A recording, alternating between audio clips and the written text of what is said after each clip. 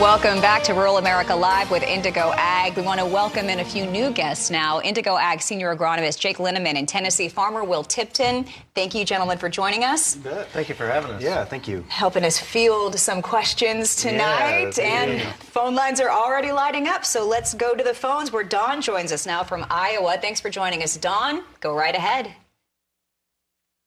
Hi there. I think you may have already answered my question, but I was just kind of curious.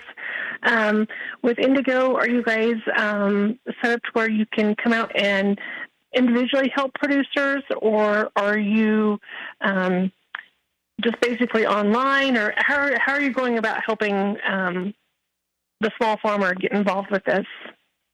Well, I'll take the first shot at it, and I'll pass it off to the folks who are doing the work in the field. Dawn, thanks for the question. We want to come to you in whatever way we can best reach you. We'd mentioned the website, certainly a lot of information there. We've got Jake here, who's an agronomist, who's ready to come out and help you in the field. We went alone for a while. We realized there's so much value in your local retailers and your agribusiness partners, and so we're working through them. So you should be able to ask for our products and our services, and they'll be able to come and help you. Jake, do you want to talk a little more about how we can reach? Yeah, so locally there, if you're in Iowa, you could get online and look up the closest retailer next to you. Also, we have an agronomist in Iowa. We can more than happy put you in touch with them, and they can come out and visit with you and answer your questions. If you have a local retailer in mind as well, we can get you connected with them, and they can help you answer those questions as well. Okay, great way to lead us off tonight. 877-731-6733. That leaves a line open for you, and you could be a winner tonight. So good luck. Thanks for that call, Dawn. Excellent question. IndigoAg.com is a great resource for you throughout the show as well. Tom, we've heard that you use Indigo's biological products on your fields. We've talked a little bit about that. What challenges were you facing, and talk about the results, how they were remedied? Well, one is drought, obviously. And like I said before, I'm going to use a rhizobia product. So now we've got this product from Indigo that are stacked. There's actually 3 products in one. So that's what I've decided to use. And what I tell a lot of people is, why not? Why not develop a partner like Indigo? They've got so much information. They've got an amazing team of biologists that are working on this stuff. So why not do that? And we did have some drought, and Jake knows all about it. Jake helped me quite a bit while I was trying to figure out kind of how to navigate it. 3 years we went in drought. And we had a lot of on-farm trials, and we tried it side by side. And we saw significant benefits, especially in our soybeans. We saw significant benefits in cotton also at one time. So, and really, whenever I was thinking about the biologicals, I started thinking about our native grass, which was my first love. I love going over there in the cows and taking care of native grass. And I saw, after really, really tough times, I saw native grass that was doing really well, and then I saw my cropland that wasn't doing so well. And I thought, what's going on? What's the difference? And what it was biology. That was what the difference was. So now we're trying to introduce biology that can really help build some stress relief into these plants, and it works. I love it. And you know, we get to bring an agronomist in on the conversation now, and you can help us really understand how this works, Jake. Why is M34 N13 working on Tom's soybeans? So the product itself, M34, is the biological component. That's not the birdie rhizobia. And during July and August, not just in Oklahoma, but across the Great Plains where we produce our crops, we get hot and dry. And what it does is, when the plant gets to that stress period, it sends out signals, and the M34 reacts to those signals and helps the plant get through those stressful times by promoting more flower retention and flower production. So in the end, with more pods, we're looking at a higher yield versus not having the product on there at all. Especially during that time frame when you have the high setting soybean count coming in. Yeah, the key maturation period, as it were. You know what I'm talking about at home. And that's why this is so interesting, is because you have a little bit more control than your grandfathers did, than their fathers did when they were farming. You're an 8th generation farmer.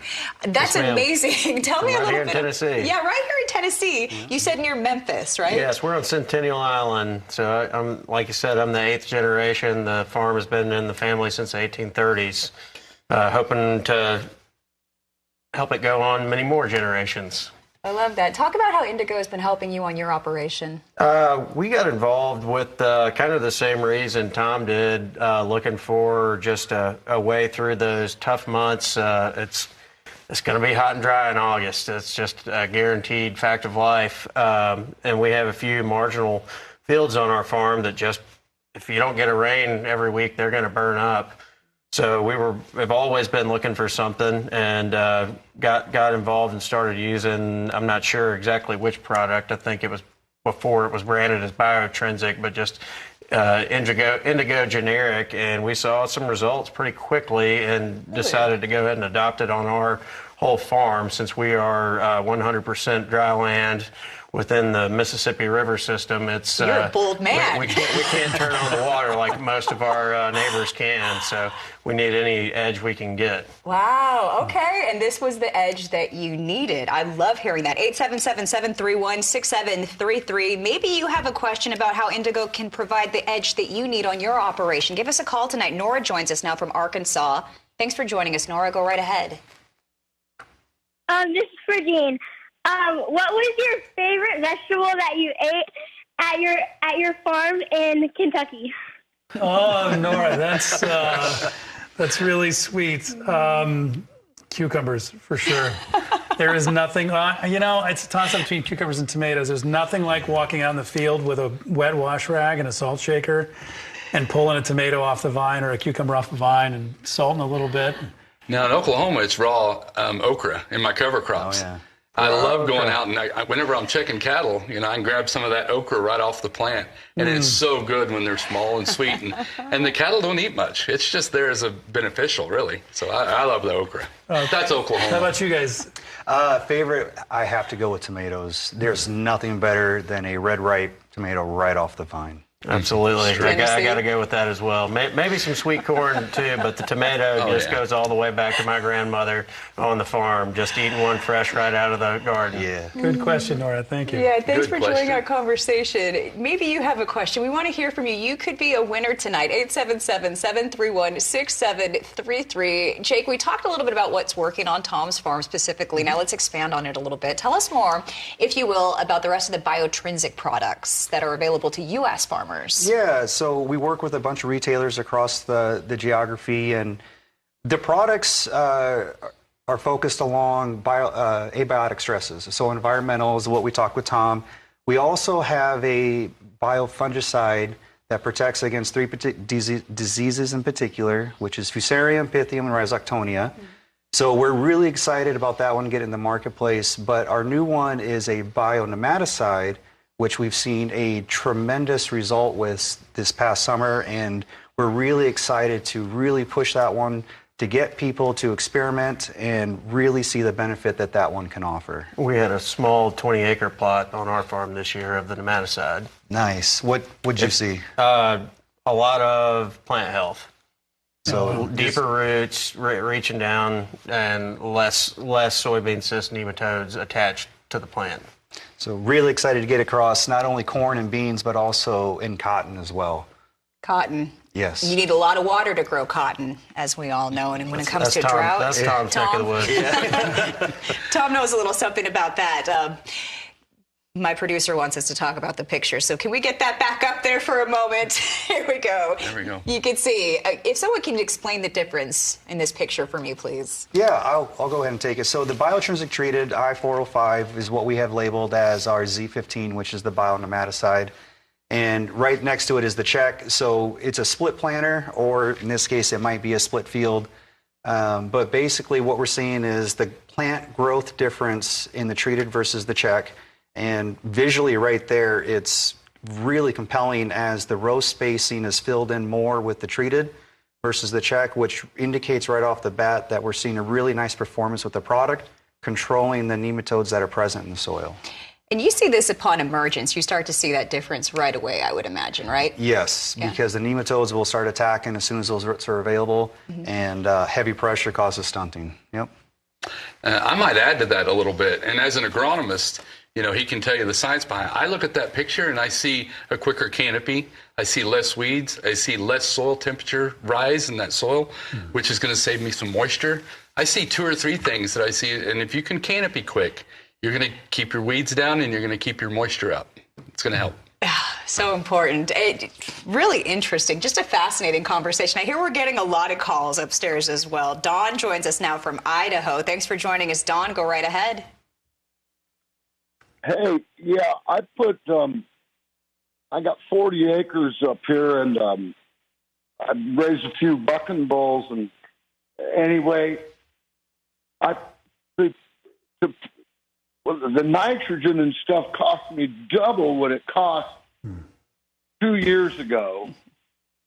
So I'm curious, how much does this stuff cost to put on my fields compared to the nitrogen stuff? I don't know the technical name of it.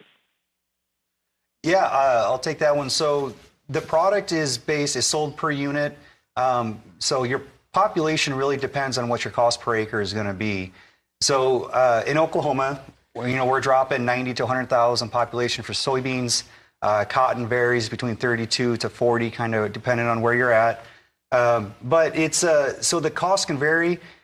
The product itself, on any one of ours, we don't tout a nitrogen enhancement, but what we look at is an improved root mass. So there's more nitrogen or nutrient interception with the root mass alone.